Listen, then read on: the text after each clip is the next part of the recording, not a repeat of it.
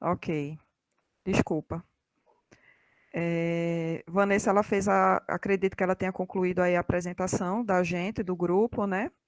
E eu vou começar aqui com o roteiro. Como Vanessa falou, nós temos duas participantes hoje, duas convidadas no nosso evento. A primeira é Clarissa, que é analista de dados de cidades inteligentes do CTI. E a segunda é Gabriela Alencar, engenheira de hardware do César. Gostaria de desejar as boas-vindas novamente a vocês, meninas. É, é, em nome aqui do I, Seção Nordeste, e eu queria pedir aos demais que mantivessem o microfone desligado durante a fala das meninas, e as perguntas nós iremos deixar para após a fala das meninas, o final da roda de conversa. Elas devem ser feitas todas pelo chat, e caso a gente não consiga responder a todas as questões, por questão de tempo, a gente envia essas perguntas às meninas por e-mail e elas responderão para vocês mais à frente, tá certo? Então, é, o ponto inicial do nosso roteiro contempla uma conversa com as meninas. Cada uma delas terá 10 minutos para falar um pouco sobre a trajetória pessoal e profissional delas, a área de atuação na qual elas estão inseridas e fazer uma abordagem técnica das atribuições que elas desenvolvem no setor onde elas estão atuando, certo? E como vem sendo é, como é que elas vêm vivendo esse momento atual, essa situação de pandemia no ambiente de trabalho delas. Tudo bem? Então, a gente começa por quem? Gabriela ou Clarissa? Quem se habilita? Clarissa? Pode ser. Pronto. A minha trajetória, eu vou começar pela graduação, né? Eu fiz graduação aqui na UFCG, na Federal de Campina Grande, Engenharia Elétrica. Durante a graduação, eu me interessei muito por robótica, na época, e lembro que a gente fez um grupo que era só mulheres até, me interessei muito porque eu lia muito Isaac Asimov, que é livro de ficção científica, né? E me influenciou muito, mas também porque os meus pais, eles também têm essa mesma formação, né, de engenharia elétrica, apesar de achar que, não sei, acho que eles não queriam muito que eu fizesse engenharia elétrica, mas eu acho que depois também eles viram que tinha a ver, né.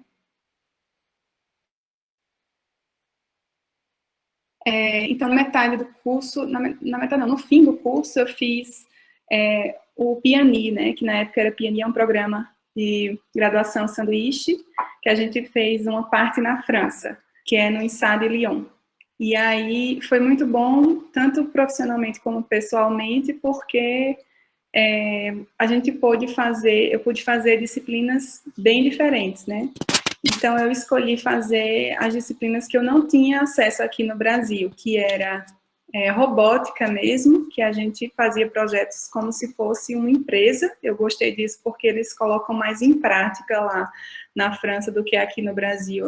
Eu acho que o ensino deles é mais voltado para a prática do que aqui no Brasil. Eu acho que aqui no Brasil é um pouco mais voltado para a área acadêmica ainda, mesmo na graduação, sabe, de engenharia elétrica. E também fiz uma disciplina que eu gostei muito, que foi de fabricação de chip, em sala limpa, né? Então, também era uma coisa bem, assim, que aqui no Brasil a gente não tem tantos laboratórios avançados para você trabalhar com a parte de microeletrônica ou nanoeletrônica, e a gente já podia trabalhar com isso, mesmo os alunos de graduação lá na França. Eu achei um diferencial muito grande. Na época também fiz aulas de energias renováveis, né, na época, que eram vários tipos, eólica, solar, com biocombustíveis também, sabe?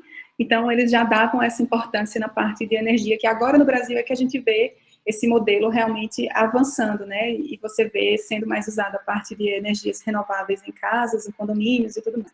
Daí, eu trabalhei numa empresa automobilística lá na França e eles contrataram para trabalhar lá. mas como eu gosto muito do Brasil e queria fazer muito projeto social aqui, eu resolvi voltar.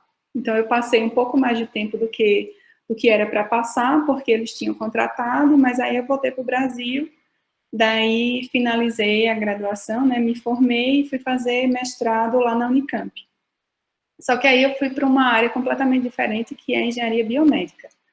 E aí, por questões pessoais, né, meu pai faleceu de câncer, então ele também tinha me dado um livro de nanotecnologia, e aí ficou muito forte em mim, depois que ele faleceu, essas novas tecnologias para a cura de doenças.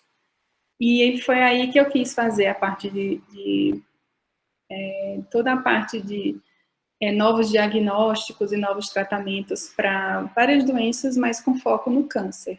Então, eu trabalhei no meu mestrado na época foi com aparelho de mamografia e as radiações ionizantes e a consequência em câncer de mama, né?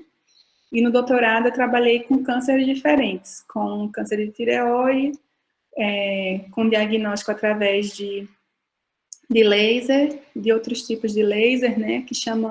A gente chama um de Raman, tem gente que chama Rama, tem gente que chama Raman, para detectar diferentes frequências em material oncológico, né? E aí, depois comecei a trabalhar com a parte de neurociências, que trabalhava com novos tipos de diagnóstico e de tratamento com nanopartículas magnéticas para a cura do câncer e tumor cerebral. Então, eu comecei a trabalhar com células de tumor cerebral mesmo. E aí eu trabalhei com modelos animais, que eram os ratos, né? E aí fiz uma parte do doutorado nos Estados Unidos, que foi na Universidade da Grande Washington, D.C., e foi muito bom porque o laboratório realmente lá é bem melhor do que os daqui, porque você tem acesso a animais, a parte burocrática é menor, porque você tem acesso a um laboratório que tem de tudo, que não falta as coisas, e quando falta o pessoal manda pedir e vem, sabe, chega. Então, eu trabalhei com pipetas, eu desenvolvi protocolos que depois outras pessoas foram para lá e usaram os meus protocolos que eu desenvolvi, né? E, assim, foi um parque de diversões, porque eu consegui trabalhar e ter muitos resultados legais, e depois vim para o Brasil, só que aí meu orientador faleceu no doutorado. Então, aconteceu comigo, assim, várias coisas que não acontecem normalmente, né? Então, isso também me derrubou muito, mas uma coisa que o I foi muito boa na minha vida, que eu entrei no I em 2013, né? Daí, em 2015, 2016, eu fui presidente da América Latina, do I, porque aí eu, ao invés de, né, entrar em depressão mesmo, eu fui para o outro lado, assim, de querer trabalhar e fazer muita coisa pelos outros. Isso me ajudou bastante, e eu agradeço muito ao I, todos os projetos, porque eu comecei a dar palestra de 15 em 15 dias em diferentes cidades, né, inclusive aqui em Campina Grande. A gente ajudou a fundar um grupo que as meninas, às vezes, achavam assim que eu era doida, que eu falava assim, vocês vão fazer um grupo, vocês vão participar de competição, vocês vão ganhar algumas competições. E na época as minhas ficaram assim meio assustadas, mas como elas são maravilhosas e essa corrente foi crescendo, realmente elas conquistaram muitas coisas, né? E aí, em cada cidade que eu fui, que eu ajudei um pouco, me deu muita alegria para poder continuar. Então, Gel, você me fala se eu devo parar, que às vezes eu me empolgo. Não estou marcando tempo não aqui. Eu vou tentar continuar só para chegar nas Smart Cities.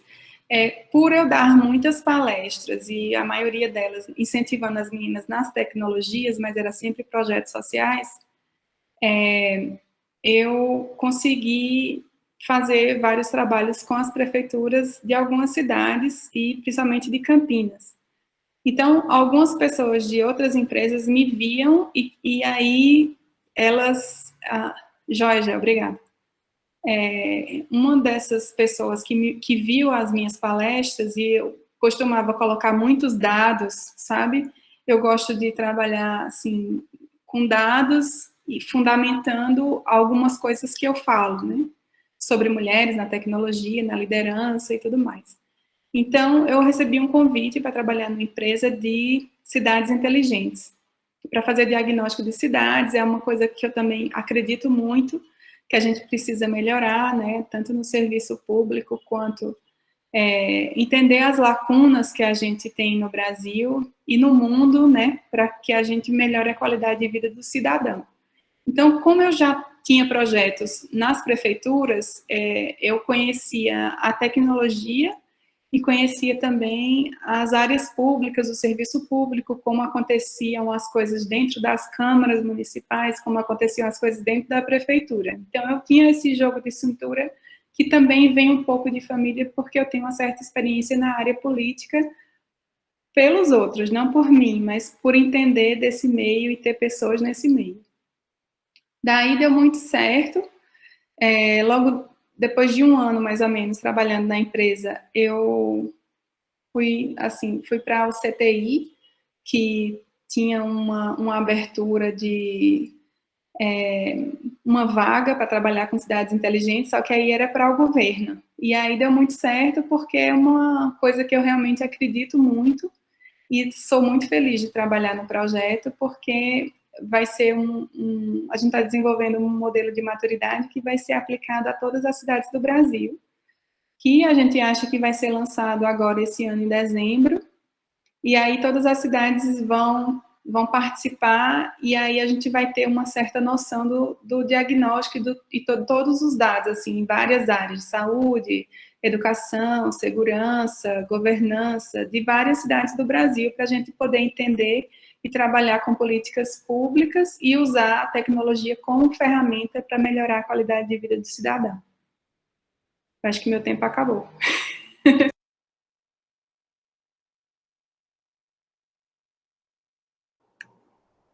Bom, acho que eu posso começar, né? Pode, Gabriela. Boa tarde a todas e obrigada pelo convite, fiquei muito feliz de estar aqui com vocês, compartilhando um pouco da minha experiência, né? Bom, eu sou formada em Engenharia Eletrônica pela UFPE, aqui sou de Recife. Durante a graduação, eu passei um pouco pelas pesquisas, né? Fiz iniciação científica na área de processamento digital de imagens. Então, foram 3 anos de pesquisa nessa área, desenvolvendo soluções para automatizar diagnósticos mais voltados para radiografias caninas, né, na época. Então, alguns tipos de diagnósticos eram feitos de forma manual, e aí a gente conseguia desenvolver algo automático para isso, para facilitar o diagnóstico dos médicos, né. Depois desse processo aí, desses anos na pesquisa, eu acabei me deparando com um sistema chamado Summer Job, um programa, na verdade, que é um programa do CESA, a atual empresa que eu trabalho hoje. Então, o Summer Job foi um programa que, na verdade, ele é um programa para alunos da graduação. Então, você se inscreve e são 6 semanas que você desenvolve uma solução para um problema real de uma empresa real. Então, foi o meu primeiro contato com o mercado, digamos assim, né? Então, você é colocado num grupo com mais 4 alunos, né? 4 outros estudantes de diversas áreas. No meu caso, tinha eu, que era de engenharia eletrônica, tinha gente de design, tinha gente de administração, tinha gente de engenharia da computação, por exemplo. E aí, cada grupo tem um sponsor, né? Um patrocinador. E no meu caso aqui foi uma empresa chamada Gerdau, né? E eles tinham um problema e a gente tinha que solucionar em 6 semanas.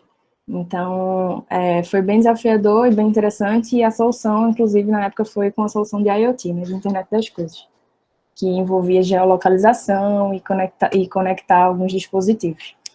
Então, esse foi o meu primeiro contato no mercado. Depois disso, eu entrei no CESA como estagiária, e entrei com um projeto da Motorola, mas era um projeto mais voltado para testes de software, né. Acabei ficando nesse projeto por quase um ano, mas estava um pouco distante do que eu realmente queria e daquilo que eu vinha estudando na graduação de engenharia eletrônica, né?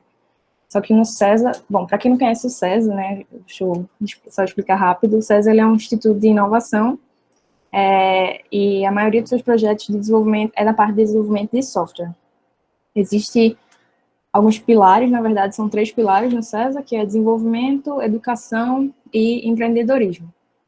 Então, eu entrei na parte de desenvolvimento, mas na parte de desenvolvimento de software, e aí eu senti que estava um pouco distante do que eu queria, né, de experimentar, de fato, projetos de hardware, né, com eletrônica, e lá no César eu tive essa oportunidade de mudar também. Então, eu fui para o laboratório de sistemas embarcados, que é o laboratório que hoje eu atuo, e que a gente desenvolve projetos de desenvolvimento de hardware e internet das coisas. Então, o César, ele é uma unidade Embrapi. Embrapi é a Empresa Brasileira de Pesquisa e Inovação Industrial, e o César é uma unidade de objetos conectados, né? Então, a Embrapi, ela auxilia e financia o desenvolvimento de projetos das suas unidades. Então, como o César é uma unidade de objetos conectados, ela faz esse auxílio com financiamentos dos projetos de internet das coisas, né? Porque objetos conectados está, eu diria que, muito ligado à internet das coisas. Então, lá no laboratório, né, assim, só para explicar mais ou menos como funciona, a gente tem um time específico para o desenvolvimento de hardware de 10 pessoas. Então, a gente tem alguns projetos definidos, alguns processos, na verdade, definidos. Então, quando a empresa ou o cliente traz para a gente um problema, a gente desenvolve isso passando por várias fases, né? Então, a primeira fase seria a fase de pesquisa e prova de conceito daquilo que a gente quer propor para eles como solução. Depois a gente passa por uma fase de prototipação, depois temos a fase de produção e, por fim, a validação, né? Fazendo os testes daquilo que a gente desenvolveu. Então, o grande foco, na verdade, do César, apesar de passar por todas essas etapas, é na prototipação, porque a gente tem um laboratório para isso. A gente conta com máquinas de impressão de circuito impresso, né, as CNC, e a gente consegue fazer placas de circuito impresso. A gente tem impressoras 3D que auxiliam também quando a gente precisa de algum case ou suporte para validar a nossa ideia. E aí, por que o nosso foco é na prototipação, né? Porque ela é uma etapa muito importante, assim, de todo o processo de produção, de desenvolver um hardware, digamos assim. Então, é nela que a gente consegue antecipar e prever erros que venham a acontecer nas etapas de produção. Então, imagine que na etapa de produção a gente tenha que fazer 500 dispositivos e na etapa de prototipação a gente valida essa ideia com 5, 10 dispositivos. Então, é muito mais fácil a gente corrigir 5, 10 dispositivos do que corrigir 100, 500 dispositivos. Então, por isso que a gente fala que a gente consegue desenvolver muito bem a parte de prototipação e mostrar o valor que essa prototipação tem para os clientes, né? Então, tem duas frentes. Às vezes, o cliente chega para a gente com um problema, de fato. Então, a gente, quando chega para a gente um problema, é engraçado que a gente gosta mais quando a gente recebe o problema, porque a gente consegue desenvolver todas as etapas, né? Desde a pesquisa, prova de conceito, até a validação. Quando o cliente já vem com uma solução na cabeça dele, né? Primeiro a gente analisa se é de fato a melhor solução, mas se é realmente isso que o cliente quer e a gente tem que desenvolver, a gente pula um pouco a pesquisa e vai para o desenvolvimento. Mas a maioria das soluções envolvem internet das coisas, né? E essa é uma área que eu acho que tem muito espaço para pesquisa, independente se o cliente já está com uma solução na cabeça, enfim, a gente ainda tem como pesquisar qual é a melhor tecnologia que a gente vai poder usar no projeto. Então, eu acho que da minha parte é isso, assim, acho que eu dei um geral do que eu faço lá no César. Tá bom, meninas. Obrigada. Vamos passar agora para a segunda parte, a segunda questão, né, do roteiro ponto, na realidade. A gente gostaria que vocês falassem um pouco sobre as necessidades futuras do setor no qual vocês atuam e das habilidades e competências que os profissionais que atuam ou pretendem atuar, né, como a gente tem muito estudante aqui de engenharia, eles devem apresentar.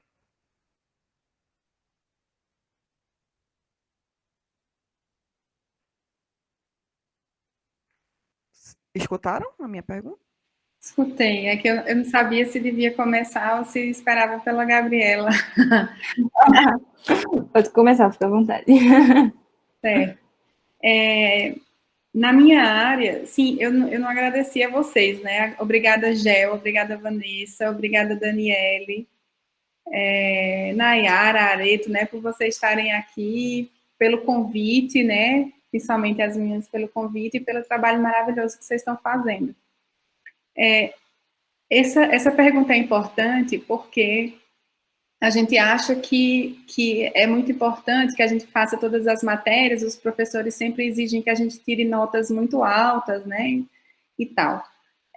Alguns professores, eles realmente exigem, talvez, um pouco além do que realmente aquelas disciplinas exigiriam, porque a gente vê que, na prática, a gente precisa saber bem o que a gente está fazendo, e nem sempre, na prática, é como é ensinado na teoria.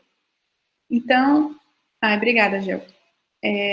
Então, o que acontece? Nesse trabalho que eu estou agora, eu fui chamada não só pelo conhecimento técnico, mas porque eu também tinha um conhecimento geral em termos de políticas públicas. Porque são poucas pessoas, por exemplo, que têm essa noção de política pública e essa noção de que a ferramenta tecnologia, ela serve ao homem para melhorar a qualidade de vida, né? Não é, a gente não está usando a tecnologia para outro, não deve usar a tecnologia para outros fins, né? Eu lembro até as regras de robótica de Isaac Asimov, que até os robôs mesmo, quando ele inventou, tinha uma regra que os robôs não poderiam, de forma alguma, ferir um ser humano, por exemplo. Então, as máquinas e toda a tecnologia que a gente desenvolve é para um único fim, né, que a gente entende, até mesmo de cidades inteligentes, que é para melhorar a qualidade de vida das pessoas. Só que para isso você tem que entender o ambiente que você se encontra. Tem gente que às vezes se enfurna dentro dos laboratórios e não tem noção da realidade ao redor. Não tem noção dos problemas que o Brasil tem, não tem noção de como poderia melhorar se fosse mais específicos algumas aplicações, até mesmo da universidade, sabe? Eu acho, às vezes, que alguns pesquisadores precisam sair realmente do seu mundo de laboratório e de simulação para entender como eles podem melhorar e como existem prioridades no Brasil para poder melhorar isso daí. Então, como eu tinha essa noção muito boa de como funciona a política no Brasil, eles me chamaram também, porque o conhecimento que eu aplico na área de exatas e de engenharia é na área de análise de dados. Só que para analisar esses dados, a gente precisa ter essa noção de comparabilidade até mesmo entre cidades, né? Toda a parte de IoT também, ela serve para também a gente entender como solucionar problemas. Então, como eu posso utilizar a IoT em um dos maiores problemas do Brasil, que é o saneamento básico? O que a gente tem de IoT para melhorar a parte de saneamento, de perdas de água, que no Nordeste é muito grave, né? Para colocar sensores que hoje em dia estão barateados, né? Barateou-se mais, até mesmo para você ter noção de empreendedorismo, sabe? Empreendedorismo social. O que a gente fala de empreendedorismo social?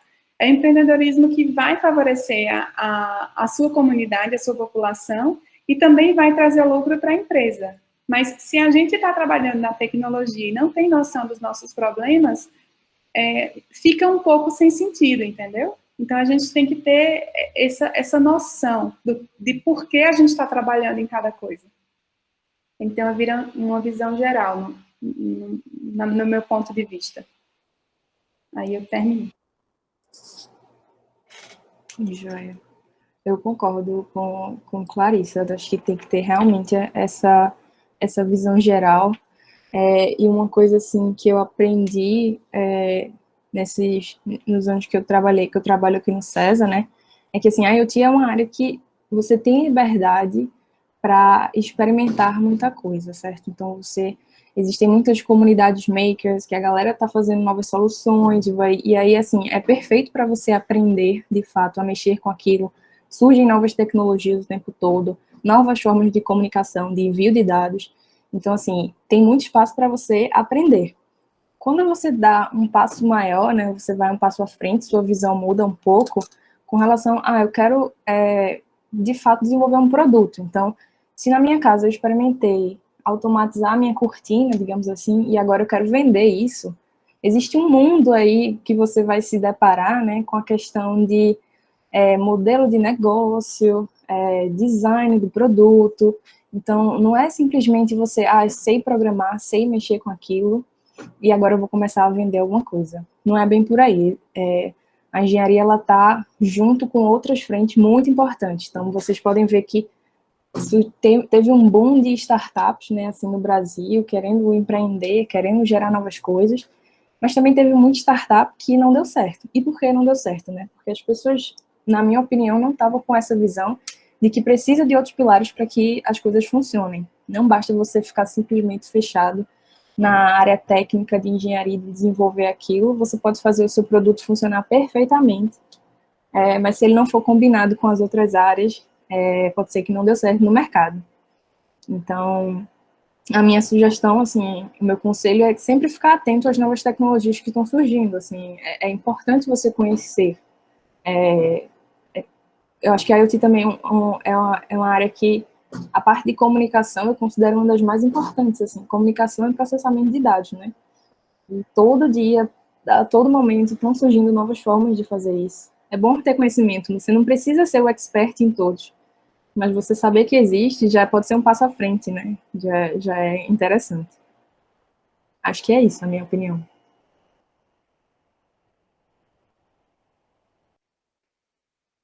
Obrigada, meninas. Agora a gente vai entrar na segunda parte da nossa roda de conversa, né? A gente vai abrir para algumas perguntas que a plateia fez e vocês vão ter 3 minutos para responder as perguntas, certo? Então, a primeira pergunta para Clarissa: quais as linhas de financiamento e... Andou aqui, peraí, deixa eu me achar. Quais as linhas de financiamento e parcerias público-privadas que você visualiza para investimento em projetos de cidades inteligentes ou IoT no Brasil? Recentemente teve uma chamada lá no CTI e eu saí mandando essa chamada para vários grupos que eu participava, principalmente os grupos do Nordeste, porque eu sou do Nordeste e vejo que a gente tem muitas lacunas aqui para resolver, e como tem muito mais empresas no Sudeste, né, é muito mais, digamos assim, você vê muito mais oportunidades lá, né, como eu estou lá há 12 anos, eu vejo que as escolas públicas, elas têm mais dinheiro, eu vejo que o pessoal já é mais acostumado a enviar projetos para receber fundos, sabe? O estado de São Paulo inteiro, em todos os dados, tipo saneamento básico, perdas de água, sabe? Desde educação, segurança e tudo mais, tem muito mais dinheiro e muito mais informação lá. Então, é claro que eu, sendo da Paraíba, do Nordeste, eu sou muito patriota e sou muito ligada às minhas origens e raízes e dou muito valor aos meus princípios, de também querer uma certa justiça de que tenha né, um certo capital aqui. Então, eu mandei para todos os grupos que eu conhecia daqui, do pessoal do Nordeste, sobre uma chamada que recentemente abriu para parcerias, de certa forma, público-privada, porque você precisa de uma parceria de empresas privadas para poder desenvolver projetos, e o governo financia isso. O governo, às vezes, financia através do BNDES, através da ABDI, né, através de vários órgãos diferentes. Então, realmente, tem várias iniciativas em relação a isso, mas, como a Gabriela falou, você tem que estar atento a tudo que está surgindo no momento, tanto em questão de tecnologia, como questão de mercado, né?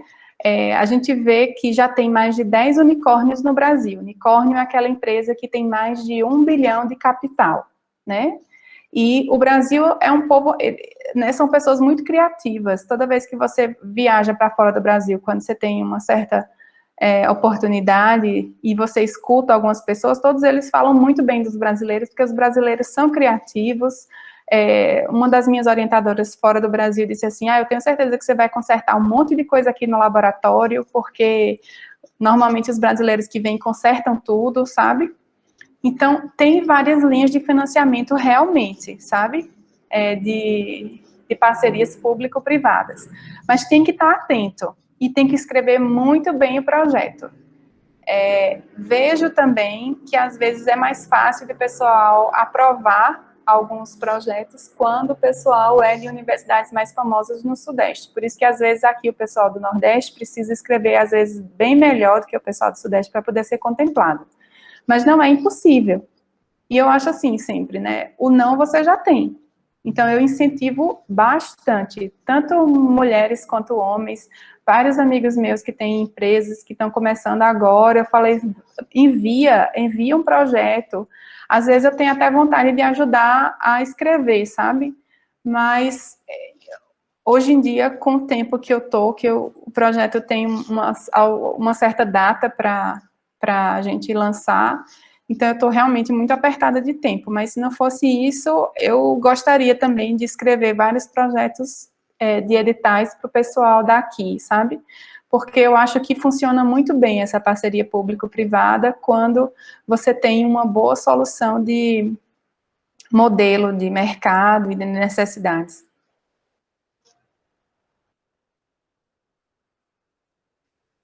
Obrigada, Clarissa. Agora uma pergunta para a Gabriela. Vocês já têm algo que foi desenvolvido no César e que foi entregue para o cliente como solução de IoT? Sim. Normalmente, a última fase que a gente chega lá no César a gente entrega como se fosse um piloto e aí o cliente escala isso como um produto. Então, não necessariamente a gente vai vender alguma coisa, a gente, de fato, entrega para o cliente.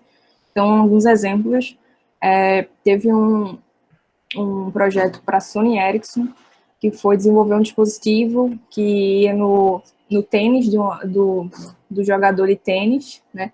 E aí esse dispositivo no tênis se comunicava com a raquete para que ele melhorasse sua performance. Então, alguns dados eram adquiridos, como força da pisada no chão, a movimentação da raquete. Então, isso era para melhorar o desempenho do atleta. Esse foi um exemplo. Outro exemplo que a gente está desenvolvendo agora, já está na segunda fase, foi um projeto, inclusive, com apoio da Embrapi e do BNDES, que é de uma startup chamada Salvos, e a Salvos, ela é parceira do César para desenvolver uma solução de monitoramento de cilindro de oxigênio.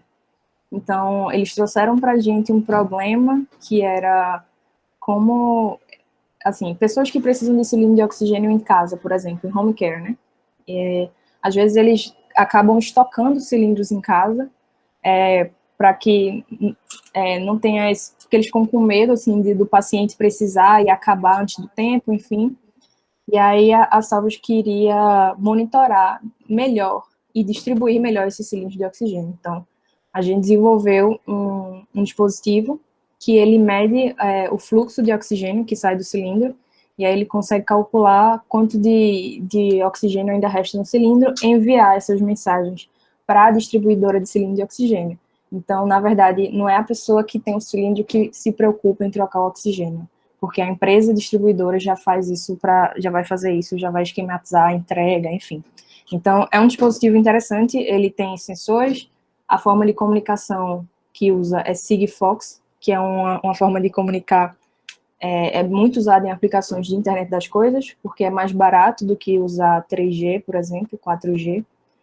Então, Sigfox é uma rede que está chegando no Brasil agora, sim, para esse tipo de aplicação. É uma nova tecnologia que a gente está aprendendo melhor sobre, está utilizando nesse projeto. Então, é mais um exemplo de que a gente teve que pesquisar, que era mais barato para a gente utilizar a Sigfox para enviar a um certo tempo quanto que estava o volume de oxigênio no cilindro, né? Não preciso mandar isso muito em real time, né? Em tempo real. Então, projetos assim que a gente lida lá no César, né? Então, esses foram alguns exemplos. Teve também outros na área agrícola, o Pivô Central, que era para irrigação, enfim, tiveram alguns cases aí interessantes. Tá bom. Agora eu vou inverter, vou continuar com Gabriela. Gostaria de saber como faz para contactar e contratar os serviços realizados no César. Mas como assim? Seria ter uma ideia e desenvolver como que seria isso? Quem fez essa pergunta para esclarecer melhor o que eu entendi. Arthur? Teste de protótipo, certo. Isso em fase de ainda universidade ou algo tipo, seria tipo, você tem uma ideia e quer testar a universidade, certo? Então, você pode contactar o César. Eu vou deixar meu e-mail aqui, porque a gente está sempre aberto a ouvir as pessoas. Não é que a gente só trabalha com grandes empresas ou startups, não, a gente quer ajudar principalmente a universidade, né? A gente tem casos de alunos que trabalham como bolsistas no César, né, justamente para desenvolver seus projetos com a ajuda do César. Então, existe sim essa oportunidade, a gente estuda caso a caso, para saber se é possível desenvolver lá com o nosso laboratório. Enfim, muitos casos de bolsistas que entraram como bolsistas desenvolvendo projetos para a universidade, hoje trabalham lá no César. Então, a gente é aberto para isso. Acho que pode mandar um e-mail para mim, eu repasso lá dentro e a gente pode conversar sobre. Obrigada, Gabriela. Voltamos a Clarissa. Seguindo a linha da pergunta de Daniele, existe interesse ou apoio dos governos federal, estaduais ou municipais para o fomento dessas soluções, cidades inteligentes ou IoT? Como se dá esse apoio? Entendo que, dependendo dos interesses de cada grupo que esteja no poder, isso pode eventualmente interferir em projetos em andamento e ou fase de planejamento. Existe algum mecanismo de blindar o grupo dessas alternâncias no poder público? Que pergunta, hein? E agora? Que é polêmico, né? Como eu estou trabalhando no governo, eu não posso falar muito. Alguns contratos, eles precisam seguir, certo? O governo tem interesse, realmente, em fomentar soluções, só que tem algumas áreas estratégicas que você tem que saber qual governo está atuando em que área, para saber os próximos passos em que eles vão financiar um pouco mais, né? Por exemplo, teve a lei agora de incentivo para a parte de energia solar, tem vários amigos, inclusive, investindo nessa área. Então, se você vê que o plano de governo, ele vai investir em determinadas áreas, é a hora de você correr atrás. Uma vez o governo ou algum órgão de governo investindo e você participando do edital, ganhando, aquilo vai servir até o edital acabar. Então, eles vão cumprir com prazo, né? Normalmente, eles cumprem com prazo quando está dentro de editais, certo? O que eu acho que faltei falar na pergunta anterior da Daniele foram algumas áreas, né, que poderia ser investido. Algumas áreas estão muito em alta agora em IoT nas empresas, como segurança, né? Então o pessoal quer investir muito em câmeras de segurança. Mas a gente que é da área de tecnologia sabe que não é só câmera de segurança que pode ajudar, pode ser sensores, pode ser usado várias coisas em postes, né? Os postes hoje em dia, a gente vê que ele não precisa ser somente para iluminação pública, pode ser também para a área de segurança. Mas tem áreas muito chaves no Brasil que são necessárias e que nem todo mundo atentou para isso. Por exemplo, tem muitas cidades no Brasil e regiões que a perda de água é tão alta que chega a mais de 70% da água que sai das empresas, né, tipo Cagepa aqui em Campina Grande, para chegar no consumidor mesmo. Então, por exemplo, alguns sensores de perda de água, de pressão, para saber onde está se perdendo essa água, é muito valioso para as prefeituras e para as empresas dessas áreas. O governo agora está muito focado também na área de saneamento básico, eles querem privatizar isso daí, né? Eu não sou muito a favor, porque eu acho que é uma coisa que o cidadão realmente precisa e deveria ser um serviço público. Mas, polêmicas à parte, isso vai acontecer e as empresas de saneamento, elas estão correndo atrás disso. Então, é um bom momento para você entender quais são as áreas que os governos estão correndo atrás, quais são os gargalos que a gente tem em quais regiões, entender quais os dispositivos que você pode utilizar nisso daí, sabe? Tem, acho que 2 unicórnios no Brasil que elas são da área, que elas viram a necessidade no Brasil da população de baixa renda para bancos, por exemplo, bancos que são completamente online, né? Eles praticamente não têm agência física. Então, eles estão ganhando, assim, muito dinheiro com uma classe que não tinha escolha, porque as taxas dos bancos hoje em dia no Brasil, a gente sabe que é extremamente absurda. Então, eu acho que as empresas que investirem também nessa área vão ganhar, de certa forma, não lucrar muito com poucas pessoas, mas eles vão lucrar pouco com uma quantidade muito grande de pessoas. Da mesma forma, se a gente entender quais são os gargalos e o que a população de baixa renda precisa mesmo hoje em dia, você vai entender o que é que se precisa no mercado e no meio para poder investir. Eu costumo dizer o seguinte, os governos, mesmo se eles forem bons ou ruins, se eles forem corretos ou corruptos, eles vão querer resolver alguns problemas e eles vão querer colocar um marketing através disso. Então, sejam os governos bons ou ruins, se você desenvolver uma solução e enxergar o que a população está precisando de fato e correr atrás disso, eu acho que consegue, sabe? A linha, hoje em dia, que eu estou vendo vários projetos do governo federal e alguns governos quererem a área de cidades inteligentes. Então, tudo que envolve isso daí vai ser bem... eles vão investir nisso daí. Obrigada, Clarissa. Meninas, a gente vai para o outro ponto do nosso roteiro, que diz respeito aos desafios ou preconceitos que vocês possam vir a ter enfrentado na trajetória profissional de vocês por serem mulheres. E também se a rotina de trabalho de vocês mudou, como foi que mudou a rotina de trabalho de vocês nesse período de pandemia? Certo.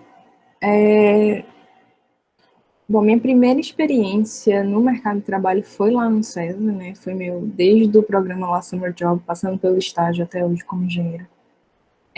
E o César é um lugar não só com mente aberta, mas com os ouvidos bem abertos para escutar os colaboradores. Então, nesses quase 4 anos de experiência por lá, eu nunca tive nenhum problema por ser mulher, sempre fui muito ouvida e tive espaço para isso. Isso é um grande privilégio. A única coisa que eu sinto é que faltam mais mulheres, principalmente na área de desenvolvimento de hardware em si, né, nos projetos de hardware. O César ele tem quase 500 colaboradores, tem muita gente, não sei o percentual exato de mulheres que tem lá. Na parte de software tem uma quantidade significativa, mas ainda na área de hardware não tem. Então, só assim, para ter como exemplo, o meu time atual tem 10 pessoas trabalhando com soluções de IoT, temos só 2 mulheres, eu e mais uma. Então, eu sinto que a gente deveria ter mais, e é uma coisa que eu já levantei isso para eles, e a gente está buscando aumentar esse número, né? Com relação à situação atual de pandemia, né? Foi um desafio, assim, porque trabalhar com hardware, a gente muitas vezes precisava estar no laboratório, mas acabou que coincidiu que quando a gente estava no começo do projeto atual, a gente estava na etapa inicial, né? Então a gente conseguiu fazer muita coisa remota, apenas no computador, fazendo pesquisa, parte de esquema elétrico, design de layout, e então a gente não precisava ainda estar prototipando de fato lá no laboratório. E essa fase coincidiu com um momento mais crítico da pandemia, então a gente conseguiu ficar em casa. Nos momentos seguintes, né, assim, quando a coisa começou a melhorar um pouco, a gente brincou que a gente estava fazendo nosso home lab, né? transformamos a nossa casa no laboratório. Então, a gente foi lá no César, pegou algumas coisas, assim, osciloscópio, fonte, vai estar aqui no meu quarto, a gente vai ter que mexer algumas coisas aqui mesmo, cada um fez como podia. E hoje, como a gente voltou para esse projeto do cilindro de oxigênio, a gente precisa fazer testes com o cilindro de oxigênio. Então, era um pouco arriscado a gente trazer muitos cilindros de oxigênio para cá, então a gente está fazendo um rodízio de ficar indo durante um turno vai uma pessoa, durante o turno vai outra pessoa, e a gente consegue dividir bem os testes que a gente está fazendo. Então, por exemplo, eu fico responsável por testar o sistema de alimentação da placa, fazer teste de consumo elétrico para saber quanto que a bateria vai durar. Então, eu fico responsável por isso, faço isso num dia. Outra pessoa vai ver quanto que o sensor está medindo, qual é a precisão do sensor, como é que o sistema está funcionando com esse sensor. Outra pessoa vai ver com relação aos envios de mensagem Sigfox. Então, a gente consegue dividir o projeto para que cada pessoa fique responsável por uma área e a gente não precise estar todo mundo junto dentro do laboratório. Então, é assim que a gente está se virando hoje em dia. Respondi tudo? Joia. Agora sou eu, né?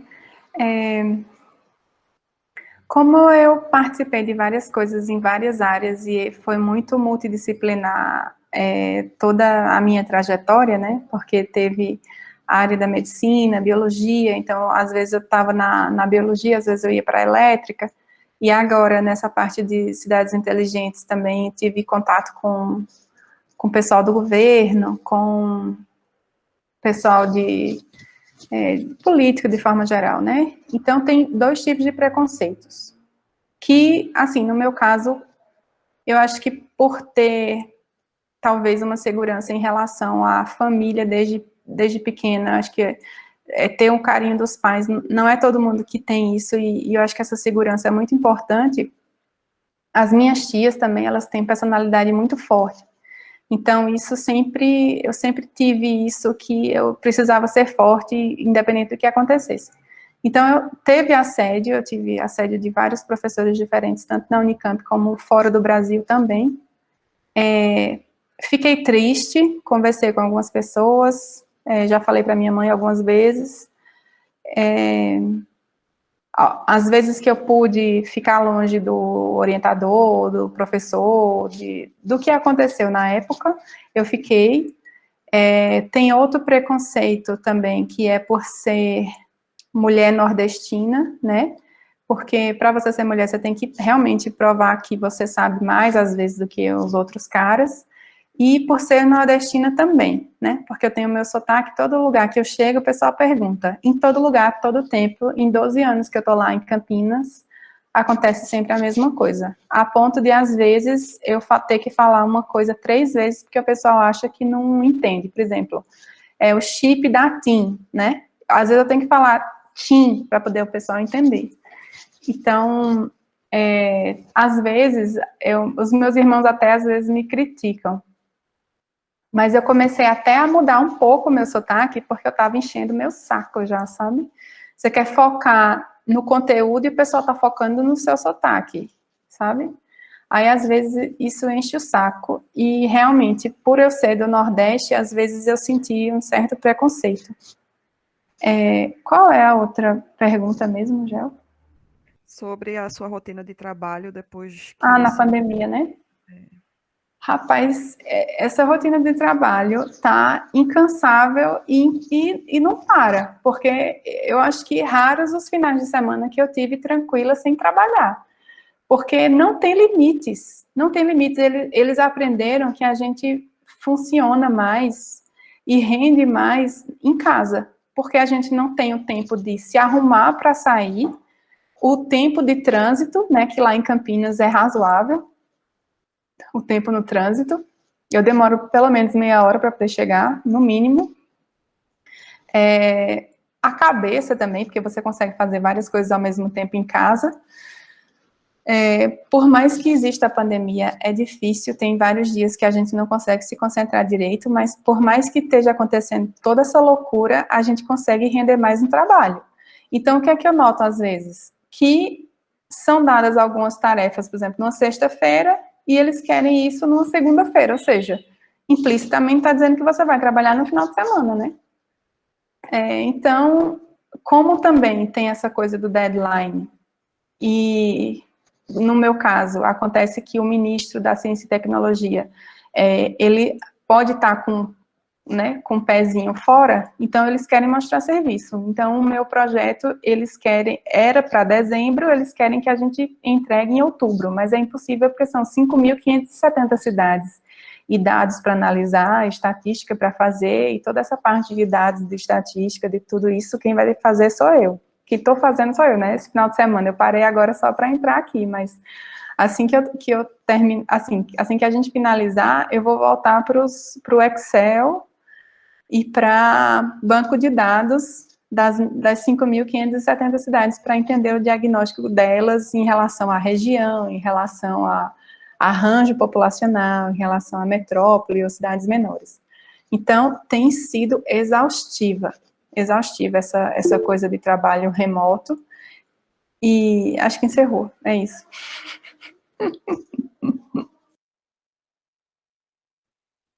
Gente, vocês não me achem chata, não, é porque eu conheço Clarissa de muitos anos, e assim, se você deixar, ela vai longe, então eu me permito dizer que ela estourou o tempo, sabe? Porque senão a gente passa o resto do dia aqui com Clarissa falando, né, amiga? Meninas, a gente já está encerrando o nosso evento, né? Já faz 1 hora que a gente tá conversando. Eu queria que vocês, agora no final, deixassem uma mensagem de encerramento, dando sugestões para os profissionais que queiram trabalhar com a IoT, estejam ele na universidade, ainda fazendo um curso de graduação, ou já estejam no mercado e pensem numa recolocação, enfim.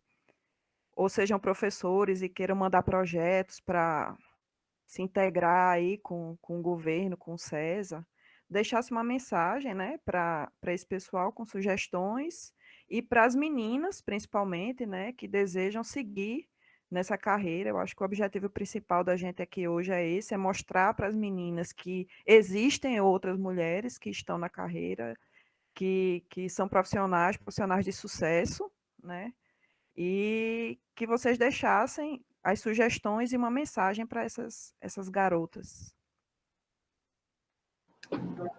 Posso te ir rápido? Você quer ir, Gabriela? Não, assim, você que sabe. Vai lá, Clarice. Deixa eu ir rapidão, que meu sobrinho chegou aqui, eu vou correr.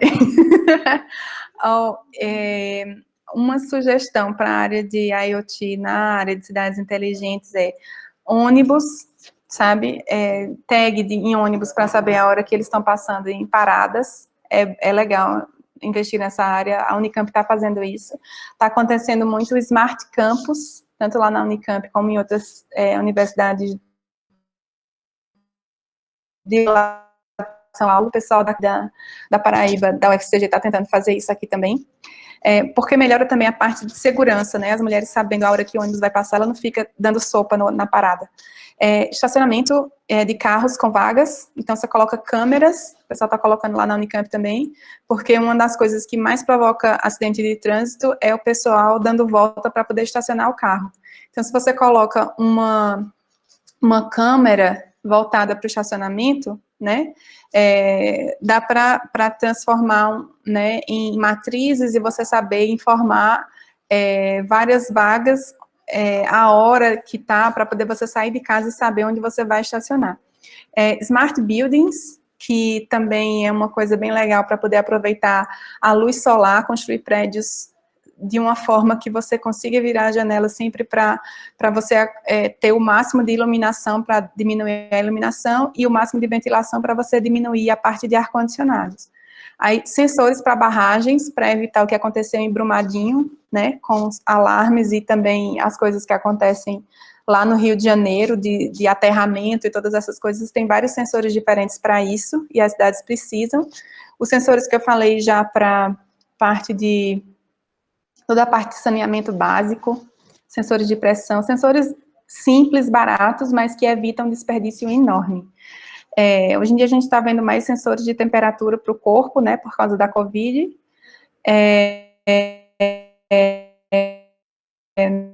tem muitos outros tipos de sensores e de aplicações. Eu não vou lembrar de tudo agora, mas também vou fazer como a Gabriela. Vou deixar meu e-mail aqui, a gente pode pensar juntos, né, em soluções.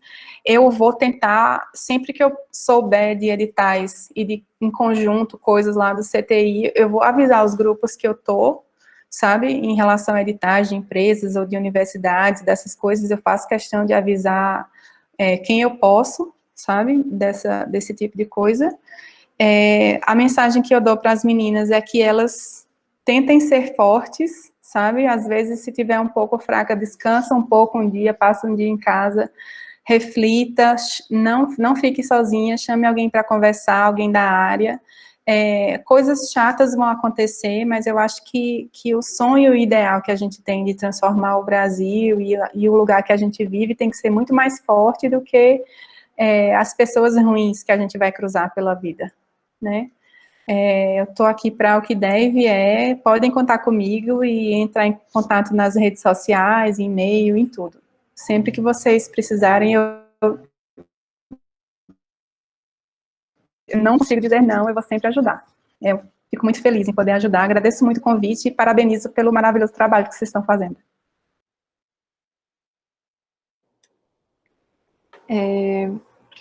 Eu acho que uma área que está pegando bem, assim, nos projetos que a gente vem desenvolvendo lá no César, pelo menos, é a questão de envio dos dados dos dispositivos inteligentes. Tem em mente, assim, na verdade, que a IoT não é simplesmente você fazer um dispositivo inteligente, mas o porquê daquilo, né? Acho que Clarissa mencionou bem qual é o impacto que vai ser isso na vida das pessoas. Então, quando você tiver uma ideia, sempre pense no porquê daquilo, por que as pessoas iriam usar, o que é que isso ia ajudar na vida deles. Mas falando em tecnologia mesmo, essa questão de comunicação e envio dos dados é uma coisa que está sendo bem estudada. Existem já redes de comunicação para soluções IoT que estão sendo implementadas, né? Porque elas visam muito na questão do consumo de energia do dispositivo. Então, algumas aplicações precisam que o dispositivo dure 5 a 10 meses de bateria e você precisa que ele consuma o menos possível de corrente. Então, você vai buscar componentes de baixo consumo. E essa é uma das pesquisas que a gente faz muito lá no César, né? Quando a gente vem um requisito de bateria, que a bateria tem que durar 10 meses, todo o conjunto do dispositivo tem que funcionar muito bem para que ele consuma no modo low power, né? Na menor faixa de consumo. Então, as redes que a gente está vendo que estão muito em alta Sigfox e a LoRa, que são redes low power, né, voltadas para esse tipo de aplicação de IoT, que é quando você envia dados pequenos e com um certo espaçamento de tempo. Então, é suficiente para você utilizar. Ela é como se fosse elas têm operadoras, como se fosse uma TIM, uma Claro da vida, mas são bem mais baratas, porque o dado que você vai enviar, ele é menor, ele é mais simples, digamos assim. Então, atenção para essa questão de redes e para essa questão de consumo. São duas coisas que pegam bastante no desenvolvimento de dispositivos IoT, consumo de bateria, principalmente. Conselho para as meninas, não desistam realmente, se surgirem dificuldades, se vocês sentirem que não estão sendo representadas. Existem muitas mulheres que são bem-sucedidas, são exemplos aí que a gente tem que se inspirar, né? Então, não achem que vocês estão sozinhos nessa, a gente tem uma grande rede que a gente pode trabalhar juntas. Qualquer dúvida também que vocês tenham mais sobre o César, sobre os projetos, podem mandar e-mail, fiquem à vontade, podemos conversar mais sobre os projetos mais detalhadamente. E é isso, muito obrigada pelo convite, fiquei muito feliz, não conhecia esse grupo, então já estou mais empolgada em participar de próximos eventos como ouvinte e aprender sempre mais aí com vocês. Obrigada.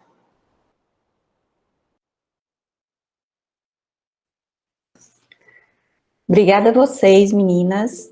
Eu comentei aqui, eu acho que esse papo renderia mais um tempinho. Eu já deixo aqui o convite para quando a situação se normalizar, a gente pensar num evento presencial com vocês, né, e como a Arete sugeriu, com transmissão pela internet. Porque eu acho que tem muita coisa para a gente explorar de maneira mais pragmática, até para a gente se antecipar para o que vem por aí, né?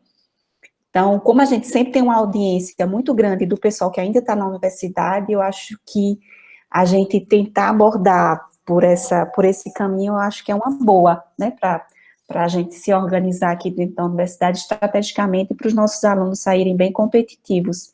Mas eu acho que vocês já conseguiram passar muita coisa para a gente, essas sugestões, né, para a gente começar a pensar que a gente escuta muito e às vezes não sabe por onde eu posso começar a me preparar se eu quero entrar uma carreira nessa área, né? Eu acho que o César está aqui pertinho, é um bom começo, né? A gente pode pensar até no futuro umas visitas técnicas. Eu sou professora, então já fico de olho nisso. Ter Clarissa também no governo, Clarissa é sempre uma ponte boa, que ela sempre realmente, ela falou aí, todo edital que eu souber eu vou passar, e ela realmente passa. E a gente sabe que as informações chegam mais rápido no Sudeste, né, Clarissa? Então é bom ter uma representante nossa lá. Agradeço em nome do grupo a vocês especialmente, a todos que participaram, que fizeram perguntas. Espero que tenha sido proveitoso para todo mundo, tá certo? Um abraço da minha parte, quem as meninas quiserem falar. Dani, Gel. Eu queria só novamente agradecer às meninas, né? Clarissa, ela já está sempre aqui com a gente, filha de Campina Grande, sempre que pode estar por aqui, inclusive está aqui pertinho. Gabriela eu ainda não tinha conhecido, mas eu espero que esse seja o primeiro de vários encontros que a gente tenha. E é muito importante para a gente é muito importante para a gente se fazer conhecer. A gente sabe que o alcance do I3E, do UI, principalmente aqui dentro da região Nordeste, é grande, mas em Pernambuco não é muito grande. Então, você já é um contato nosso aí. Espero que continue nos seguindo, acompanhando nosso trabalho, divulgando, indicando colegas suas para que possam participar também dos nossos eventos, né? É importante isso, a gente se conhece, a gente vai criando uma rede e vai ampliando essa rede, a gente está aqui à vontade para receber sugestões de sua parte e quando tiver também seleções no CESA, se você quiser contactar a gente tem muito contato com estudantes no Nordeste e no Brasil inteiro, fique à vontade, certo? Principalmente as meninas. É, Fiquei muito feliz, assim, a gente ficou muito feliz em você ter aceitado participar aqui do nosso evento e espero que você tenha gostado. E agradeço também ao pessoal que separou um tempinho, tanto as meninas quanto os meninos que estão presentes aí assistindo o nosso evento e vieram conhecer um pouco sobre a trajetória dessas duas profissionais e do trabalho que a gente está desenvolvendo aqui no I, Seção Nordeste Brasil. Dani? É isso, acho que vocês já falaram tudo, né? Eu queria agradecer tanto a Clarissa quanto a Gabriela. Clarissa, eu sempre venho acompanhando o trabalho dela pelas redes sociais. Gabriela eu não conhecia, mas é muito, muito bom ver assim duas mulheres jovens, né, com tanta representatividade nas áreas em que atuam. E eu acho que o objetivo do Infocus foi cumprido, né? A gente vem cumprindo essa divulgação, né, de profissionais na área, de projetos que estão sendo desenvolvidos. Assim como Vanessa, eu já vislumbro algumas coisas, né, na docência. E é isso, agradecer por esse momento e contar com vocês para outros momentos que o I possa vir a fazer também. Muito obrigada a todos os participantes, a equipe e as convidadas.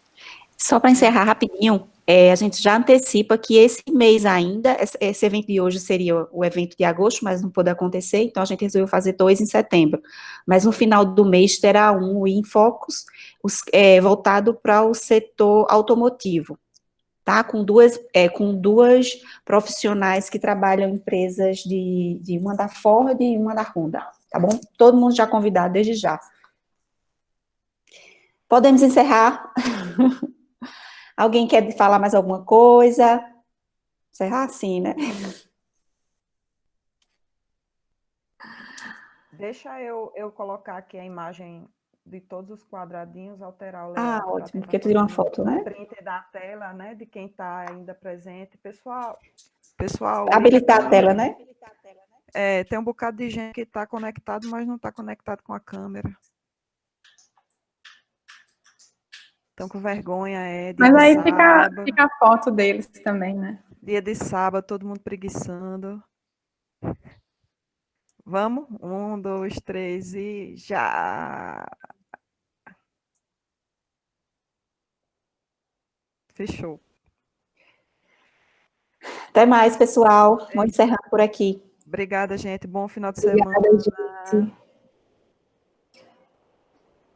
Tchau, tchau. Tchau, tchau.